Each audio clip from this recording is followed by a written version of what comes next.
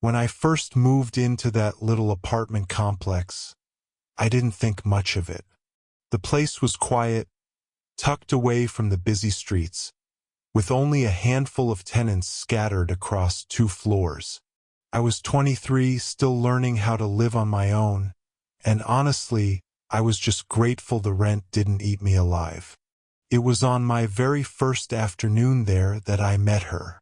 I was struggling up the narrow stairwell, arms full of grocery bags, when I heard a voice behind me. Low, amused, and just a touch playful. "Careful, boy. I might just steal your firsts." The words made me freeze. My head turned, and that's when I saw her for the first time. She was standing 1 step below me, leaning casually against the railing, a faint smile tugging at her lips. Her eyes, sharp yet softened with something I couldn't quite place, held mine longer than felt ordinary. She looked to be in her early 40s, with that kind of beauty that doesn't shout for attention but pulls you in quietly, like a song you've never heard but instantly recognize. I laughed nervously, unsure how to respond, and nearly dropped one of the bags. She stepped forward without hesitation, catching it before it tumbled, her hand brushing mine. The contact was brief, but it sent a ripple of awareness through me I hadn't expected. Her perfume lingered in the small stairwell, subtle and elegant, floral, with a trace of warmth that matched her presence. "You're new here," she said, holding the bag against her hip. "You look too young to be weighed down with all this responsibility already." I swallowed, suddenly too aware of how unsteady I felt. "Yeah, just moved in upstairs. Apartment 2B. Her smile widened, but there was something almost bittersweet in it. "I'm across the hall. Looks like we'll be neighbors." The way she said it, casual, yet carrying an unspoken promise, lodged itself in my chest. She insisted on helping me carry the rest of my groceries, brushing off my protests with a wave of her hand. As we walked up together, her shoulder brushed against mine in the cramped stairwell, light as a whisper, but enough to make me aware of every inch of space between us. At my door, she handed me the bag and gave me a parting glance that lingered just a heartbeat too long. "Welcome to the building," she said softly, her voice dipping lower, almost like a secret. Then, with that same half-playful smile, she added, "Don't say I didn't warn you." And then she was gone, her door closing gently across the hall, leaving me standing there with groceries in hand and my pulse racing far faster than it should have been. I had just met my neighbor, a divorced woman, radiant and untouchable in ways I couldn't begin to explain. And from that very first moment, I knew nothing about her, nothing about us was going to feel ordinary. The next few days slipped by quietly, though I found myself thinking about her more than I wanted to admit. Every time I passed her door, I remembered that teasing smile, the way her hand had brushed mine in the stairwell. It was ridiculous. She was my neighbor, someone far older, wiser, someone whose presence carried a weight I couldn't yet understand. And still, I couldn't shake her from my mind. Then one evening, just as the sun was beginning to set, I heard a soft knock on my door.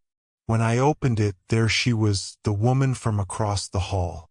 This time she wasn't leaning in the stairwell or teasing me with playful words. She simply held up a pair of mugs, steam curling into the hallway air. "I thought you might like some company," she said. "Coffee tastes better when it's shared." I followed her across the hall, and she led me through her apartment to the balcony. It was small but cozy, with 2 chairs pulled close together and potted plants lining the railing. The evening air was cool, carrying the faint scent of jasmine from somewhere nearby. We sat down, and for a while, there was only the sound of the city in the distance. Muffled traffic, a dog barking faintly, the rustle of leaves. She cradled her mug between her hands, and in that moment, I noticed the tiniest tremor in her fingers before she steadied herself. She started talking, not with the teasing tone she'd used before, but with an openness that surprised me. She spoke about her life, how she'd grown up in a noisy household, how she once dreamed of traveling but never quite got around to it. And then, slowly, she touched on her divorce. Her voice dipped lower when she mentioned it. Not bitter, not angry, just a quiet kind of tired. "You get used to being strong for so long," she said, staring into her coffee. "But there are nights when the silence feels heavier than anything else." I listened, every word sinking into me. I didn't know what to say that wouldn't sound clumsy, but I wanted her to know I was listening, that I cared. At one point, as she set her mug down, her knee brushed against mine under the small table. It was the faintest contact, but I felt it like a spark, sharp and unexpected. I froze, waiting for her to pull away, but she didn't. She just kept talking, as though the touch was natural, as though it was meant to be there. Her laughter returned a little later, lighter now, as if a weight had been eased by saying the words out loud. And when she laughed, I couldn't help but notice how the corners of her eyes softened, how her whole face seemed to relax. By the time we finished our coffee, the sky had slipped into shades of violet and gold. She leaned back in her chair, looking out at the horizon. "You'll get used to this view," she said quietly. Then she glanced at me with a half-smile, softer than before. "It's better when you're not looking at it alone." I carried those words with me long after I went back to my apartment, long after I closed my door for the night. Somehow, in just one evening, the space between us didn't feel quite so wide anymore. It happened on one of those nights when the weather seemed determined to turn the whole world upside down. The rain came suddenly, heavy and unrelenting, sheets of water blurring the streetlights and rattling against the windows. I was on my way back from a late errand when I spotted her, my neighbor, standing in the parking lot, struggling to juggle her grocery bags while the storm soaked her to the bone. Without thinking, I ran to her. "Here, let me—" Before I could finish, one of the paper bags split open at the bottom, apples spilling out onto the wet pavement. She laughed, exasperated but graceful even in the chaos, rain clinging to her hair and running down her face. I bent down beside her, scooping up what I could. Our hands collided over the same apple, and for a second we just froze there in the downpour, both of us laughing at how ridiculous it was. By the time we got upstairs, we were drenched. My shirt clung to me like a second skin, and her blouse was plastered against her shoulders. She pushed open her door and ushered me inside. "Sit down before you catch a cold," she said, tossing me a towel. Her voice was firm but not unkind, the way someone speaks when they're used to looking after others. We ended up side by side on her couch, each with a towel draped over us, hair still dripping. The rain hammered against the balcony glass, loud enough to make the world outside feel distant, like it was just the two of us in that small, warm space. She sighed softly, pressing the towel against her hair. Then, almost without warning, she spoke. "You know, I haven't let myself feel wanted in years." The words stopped me cold. She wasn't looking at me when she said it. Her eyes were fixed on the floor, her voice barely above the rhythm of the storm. It was a confession, one that seemed to slip out against her better judgment. I didn't know how to answer. My throat felt tight, but I could feel the weight of what she wasn't saying, the loneliness behind her confidence, the quiet ache she carried. Her hand was resting on the couch between us, and without thinking, mine drifted close enough that our fingers almost touched. She noticed. For a second, I thought she'd pull away, but instead, her hand lingered, trembling just slightly as if undecided.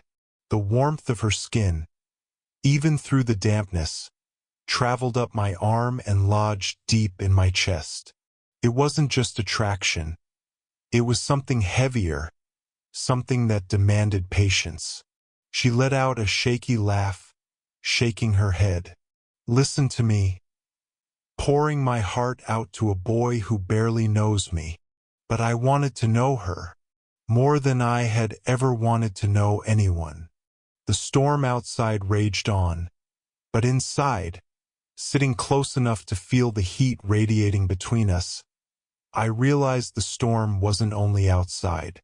It was right here, between her heart and mine. My birthday came quietly that year. I hadn't told anyone in the building, and I didn't plan to make anything of it. 24 wasn't a milestone, just another number, and truthfully, I expected to spend the evening alone with takeout and maybe a movie. But when I came home from work, there it was. A soft knock at my door, and her voice calling gently from the hall. "Open up, birthday boy." I blinked, surprised. I hadn't told her, at least not that I remembered. When I opened the door, she stood there holding a small cake, barely bigger than her hands, topped with a single flickering candle. "How did you?" She smiled, that teasing spark back in her eyes. "I have my ways. Besides, neighbors talk." She stepped past me, setting the cake down on my table as though she belonged there. And before I knew it, she was pulling 2 wine glasses from a bag and uncorking a bottle she'd brought with her. "Sit," she said with a playful authority. "You're not allowed to celebrate alone." I obeyed, still dazed, as she lit the candle again and slid the cake toward me. "Make a wish," she said softly. Her eyes caught the candlelight in a way that made my chest tighten. I closed mine, not daring to wish out loud what I really wanted. When I blew out the flame, she clapped her hands lightly, then poured the wine. "To first birthdays away from home," she said, raising her glass. Then, with that same mischievous smile, she added, "See? I warned you. Stealing another one of your firsts." We both laughed, but there was something underneath her words, something unspoken, fragile. We ate the cake in comfortable silence, the sweetness of the frosting lingering on my tongue. At one point, as I fumbled with a crumb at the corner of my mouth, she reached out without thinking. Her fingers brushed gently against my lips as she wiped it away, and for a heartbeat, neither of us moved. Her touch was light, almost accidental, but it left me frozen, pulse racing. Her hand withdrew slowly, lingering in the air as though reluctant to leave, before she tucked it back into her lap. "You've got a kind heart," she said quietly, almost to herself. "Don't lose that." Something about the way she said it, soft, wistful, made me wonder what parts of her past had stolen pieces of her own. The rest of the evening passed in a kind of golden haze. The wine warmed my chest, her laughter filled the room, and though nothing happened beyond cake and conversation, I felt like I had been given a gift much larger than I deserved. When she finally stood to leave, she paused at the door, her hand on the frame. For a moment, she just looked at me, eyes lingering, lips parting as if she wanted to say something more. But then she only whispered, "Happy birthday," and slipped into the hallway. And just like that, she was gone, leaving behind the faint scent of her perfume, the warmth of her laughter, and the echo of a touch I couldn't forget. It happened late one evening, after we'd run a quick errand together. She had asked me to help her carry a few things from the corner store, and I didn't hesitate. It wasn't anything extraordinary, just bags of fruit, some bread, a bottle of wine. But walking beside her through the quiet streets, I found myself noticing the little things again. The way her steps were unhurried, how she carried herself with that calm confidence that made everything around her feel steady. The air was cool, touched with the faint scent of rain from earlier in the day. We laughed about something trivial, the kind of small talk that didn't matter but somehow made me feel closer to her. And before I realized it, we were standing at her door. She shifted the bags in her arms and turned to me. For a moment, neither of us said anything.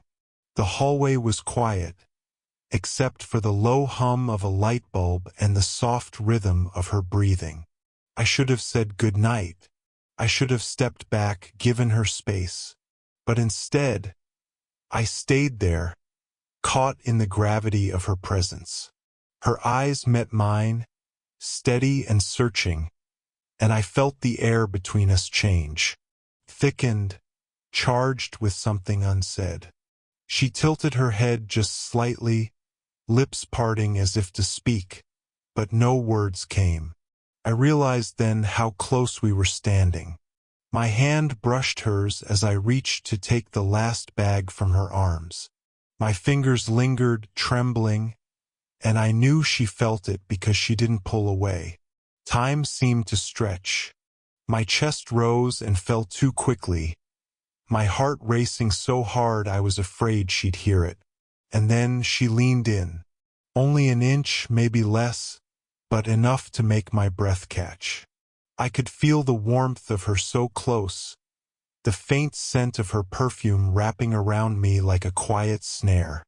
Her eyes flickered down toward my lips, then back to my eyes. And just when I thought the world might close that distance for us, she stopped. Her voice was barely above a whisper. "You don't know how dangerous this is." I swallowed hard, my throat dry. "Maybe I do."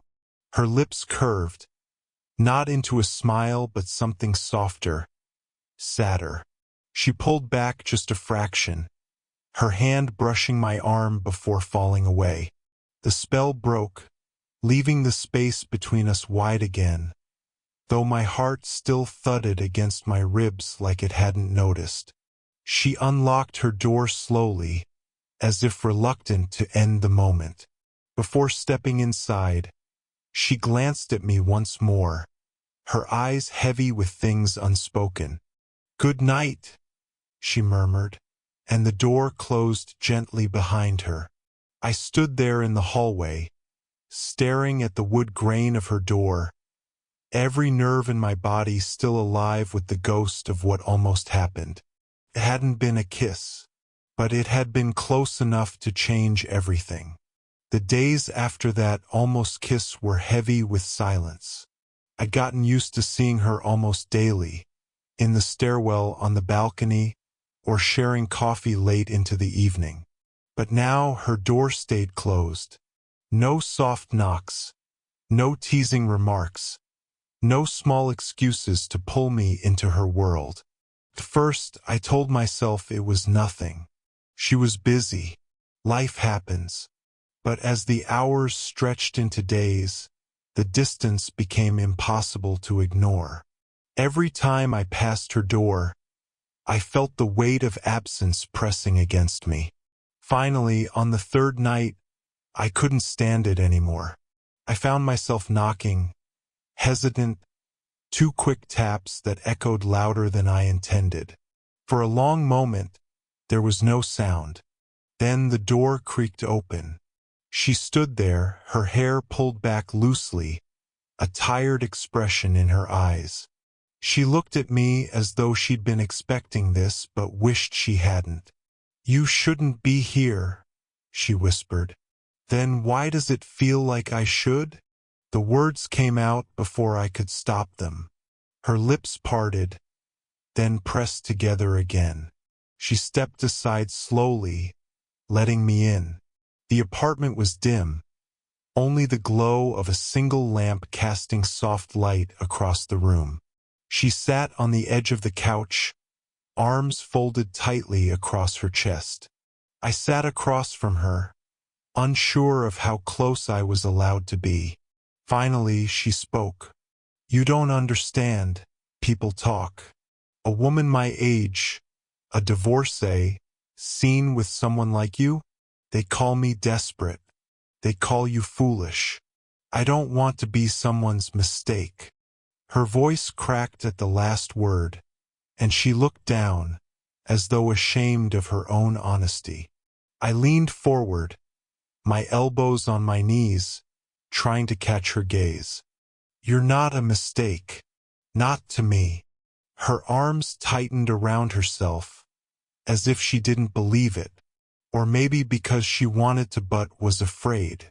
So I did the only thing I could. I reached across the small space and laid my hand gently over hers. She flinched at first, but didn't pull away. Her fingers trembled beneath my touch, and then, slowly, cautiously, they curled around mine. That single act carried more weight than 1,000 words. Her walls, the ones she had built brick by brick over years of loneliness, cracked just enough to let me in. She lifted her eyes to mine, tears glimmering but unshed. "You don't know what you're asking for," she whispered. "Maybe not," I admitted. "But I know what I feel when I'm with you. And I know I don't care what anyone else thinks." For the first time in days, she didn't look away. She just sat there, our hands joined, letting the silence stretch into something fragile and sacred. And in that moment, I realized this wasn't about rushing forward or demanding more. It was about showing her that she was wanted, seen, and safe. The walls hadn't crumbled entirely, but they had cracked, and for us that was enough. The next evening, the air carried the soft hush of summer. The storm had passed, leaving the world washed clean, and the sky glowed with a quiet kind of beauty, streaks of orange fading into violet. Her door was open when I stepped into the hall, as though she'd been waiting. She leaned against the frame, arms folded loosely, but her expression was gentler than it had been in days. "Come on," she said softly, tilting her head toward the balcony. I followed her out into the fading light. 2 chairs sat side by side, close enough that the armrests nearly touched. She lowered herself into one, and I took the other. For a long time, neither of us spoke. We just watched the sun sink slowly below the horizon, the silence thick but not uncomfortable. Finally, she broke it. "You're stubborn, you know that?"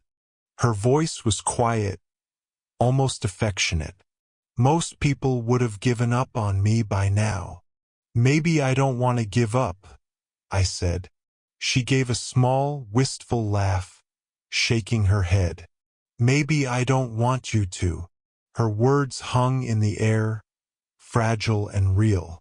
I glanced at her, and for the first time, she wasn't hiding behind a teasing smile or careful composure. She looked tired, yes, but also open, as if the weight she carried had finally grown too heavy to hold alone. The silence returned, but it was different this time. Comforting, heavy with everything neither of us had said aloud.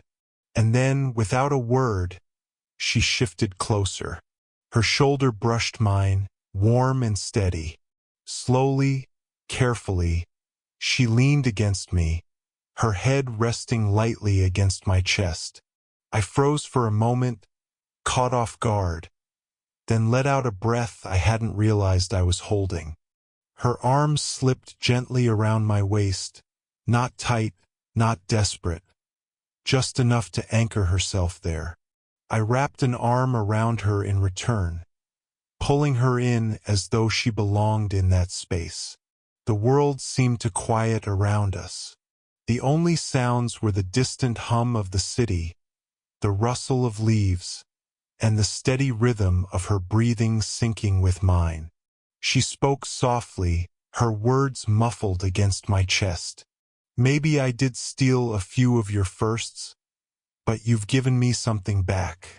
Something I thought I'd lost a long time ago. I held her closer, not needing to ask what she meant. The answer was there in the way she leaned into me, in the softness of her hair brushing against my jaw, in the warmth of her body pressed gently to mine. We didn't kiss. We didn't need to. The embrace said everything words couldn't. As the last light of the sun slipped away and the sky deepened into twilight, I realized this wasn't just the end of something fragile and forbidden. It was the beginning of something real, tender, steady, and quietly extraordinary. And in that stillness, with her in my arms, I knew that nothing about us would ever feel ordinary again.